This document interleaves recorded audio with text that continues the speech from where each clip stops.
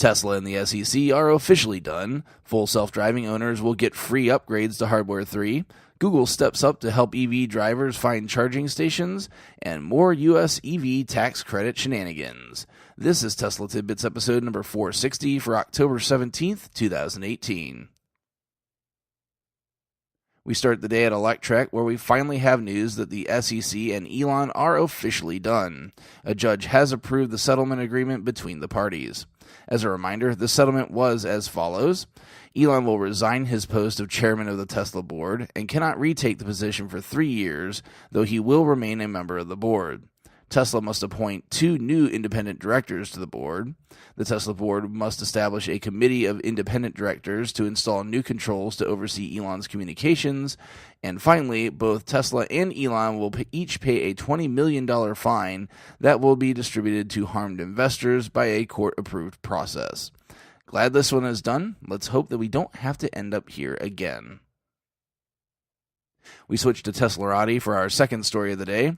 Owners of the full self-driving option on their cars have not had anything to cheer about at all since purchasing the option. However, they will see some benefit for their early adoption. Twitter user @SmileSimplify asked Elon what his aspirational time frame to get the new Autopilot chips into the cars would be. Elon responded, quote, "About 6 months before it is in all new production cars. No change to sensors. This is simple replacement of the Autopilot computer. Will be done free of charge for those who ordered full self-driving," end quote. So while for the moment it still does absolutely nothing for owners, those that have already purchased won't be penalized for that early purchase by having obsolete hardware that will never be used. Tesla Rowdy makes a nice connection between these tweets and the recent leak that Tesla is incentivizing employees to join the beta program for full self-driving. We may soon see the option begin to offer value for those that purchased it. Our next stop is at the Google blog, where we find that they have made a welcome upgrade to Google Maps for EV owners. EV owners looking to juice up can now find many charge points from the Google Maps app thanks to Google's latest upgrade. The upgrade will now allow the app to show you information about the business where the station is located, the types of ports available, charging speeds, and how many ports there are. While it doesn't support all networks, it supports a healthy number. Tesla's Superchargers and the ChargePoint network are supported globally, and several more are supported regionally. In the US, you can add SEMA Connect, EVgo, and Blink. In the UK, ChargeMaster and PodPoint are available. And lastly, in Australia and New Zealand, ChargeFox can be seen. This currently only applies to the mobile apps on iOS and Android, but will eventually be available on the desktop. But for now, if you want to get started, simply open Google Maps and search for EV charging. Lastly tonight, we have another salvo in the U.S. EV tax credit battle, courtesy of Electrek.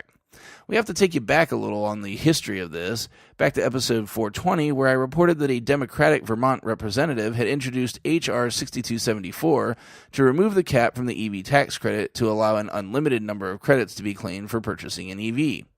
At the time, it had only support from Democrats, and I warned that the bill would likely go nowhere until this changed. Despite picking up some steam, no Republicans jumped on board, and we never heard from the bill again. Recently, a Republican senator from Wyoming introduced another bill that would kill the credit entirely and actually establish a highway use tax in its place. In a better late than never situation, Republican Senator Dean Heller from Nevada introduced a bill that would remove the caps but establish a new sunset date in 2022 for all manufacturers, which was similar to the Vermont representative's bill that would end in 2028.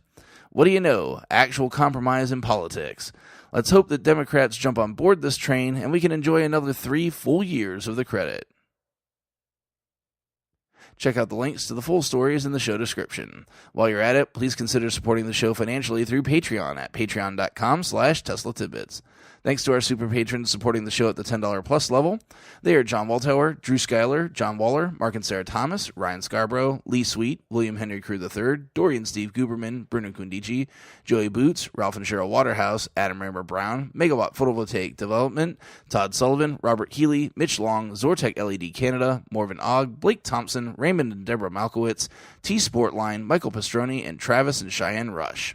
If you're looking to purchase a Tesla, you can enjoy a $100 supercharging credit and hook me up with some Tesla swag if you use the referral link ts.la/Jim50888 to purchase that vehicle.